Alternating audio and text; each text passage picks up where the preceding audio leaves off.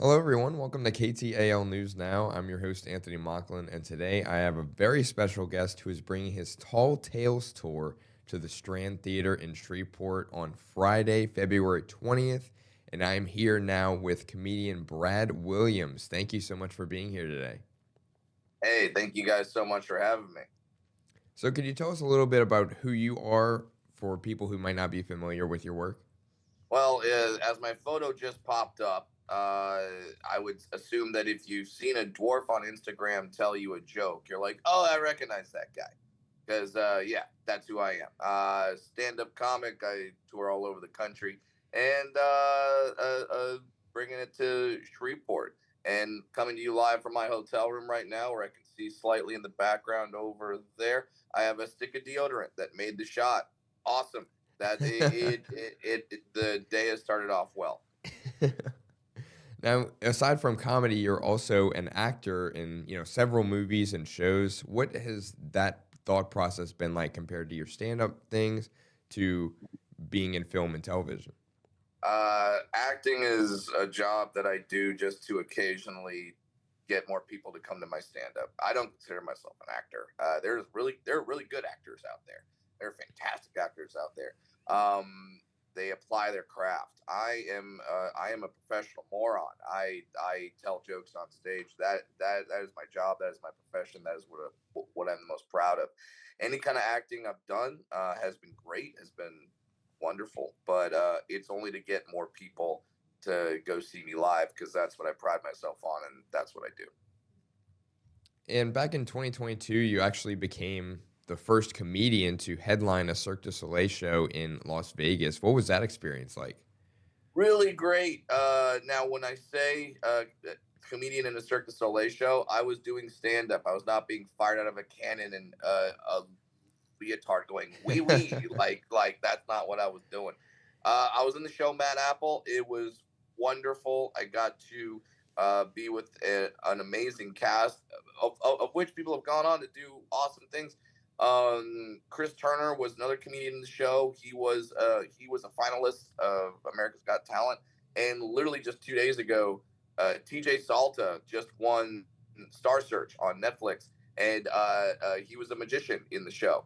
So if you saw that early cast of Mad Apple at Cirque du Soleil, you saw some budding stars in there, and it's really cool to have that happen, and it was really great to be a part of that show. But like, I would only be on for 10, 12 minutes at a time. Like now, if you see me this weekend in Shreveport, that's my full show. That's who I am. That's an hour, and the current hour that I'm building is a lot of fun.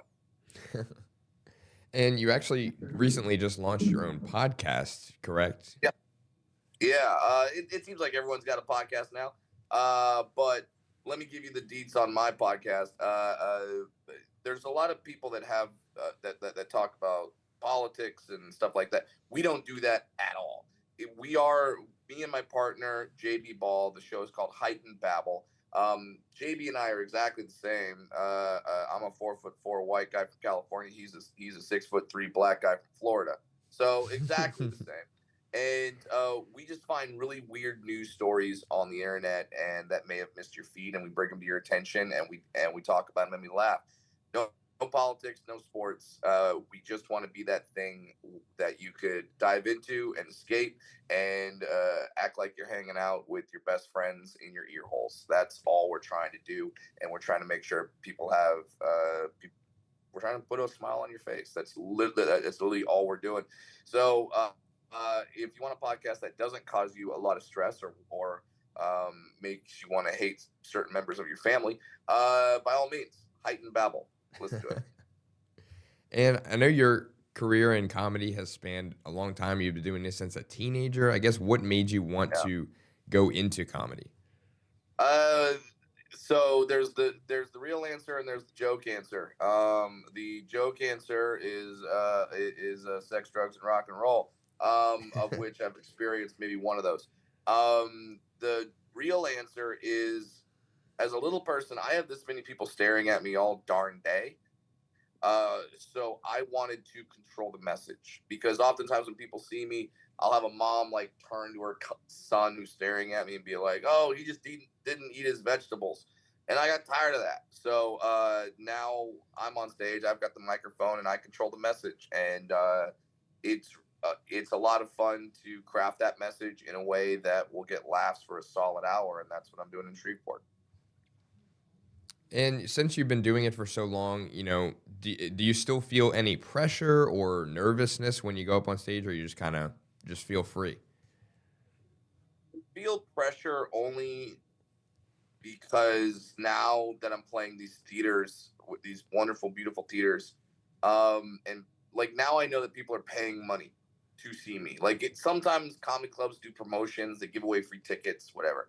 But now I like as the comic, I determine if a lot of people's night is successful or not. You know, you have paid your hard earned money to see me. You paid for parking. You maybe paid for a babysitter. Maybe you went out to dinner before the show.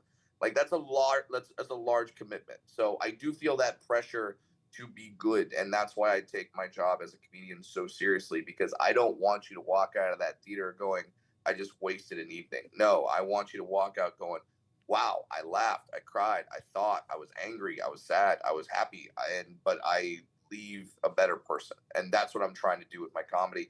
And so far, so good.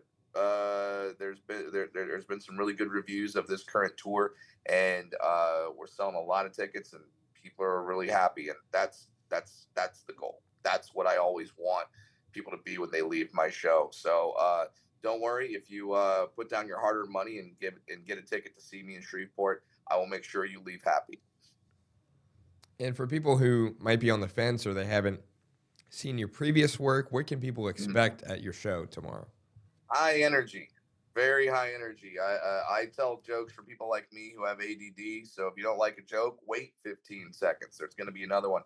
Also, don't expect politics. Much like my podcast, I don't talk about politics on stage. It seems like everything is now dividing us based on what political party you support. That guides your entertainment, your news, the food you eat sometimes.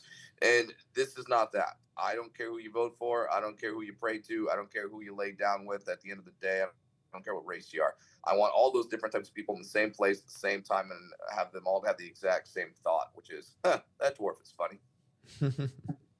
And I know it might be hard to kind of narrow it down with Sure. your veteran career. What has been your favorite experience, whether it's touring or doing stand up Oh, or wow. anything, or anything that you can narrow down if possible?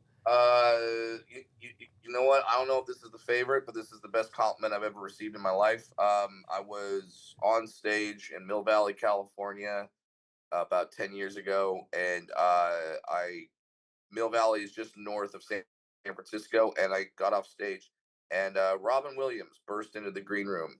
He had been in the audience, and I did not know that. Thank God I didn't know that.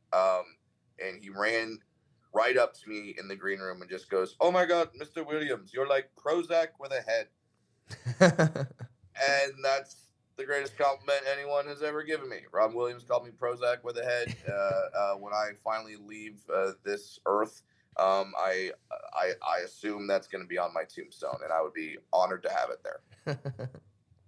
And where can people get more information about your show? Just go to bradwilliamscomedy.com. That's where all the links are. That's where all the links are to follow me on various social media platforms, and you can watch some clips, see if you like what you see, and if you do, by all means, we would love to have you out at the show tomorrow night. All right. Don't forget to get your tickets to his show tomorrow on February 20th at the Strand. It starts for 7 p.m. Is there anything you wanted to say before we head out of here? Get there early. It's not like a rock band where a lot of times you want to miss the opening act because you just want to see the main band. No, I've got amazing opening acts, two very good comedians. One of which is my podcast partner JB Ball. The other is a great comic named Quincy Weekly, and it's a full show, and everyone's different, and it's just great from start to finish. So you won't waste your money. All right. Well, thank you so much for being here today. Yeah, appreciate you having me, Anthony. And if you haven't yet, be sure to visit ktalnews.com, which is where you can get all of the details for the show, as well as your local breaking and trending news stories from around the area. But for now, I'm Anthony Mocklin. Have a great rest of your day, and thank you for joining us.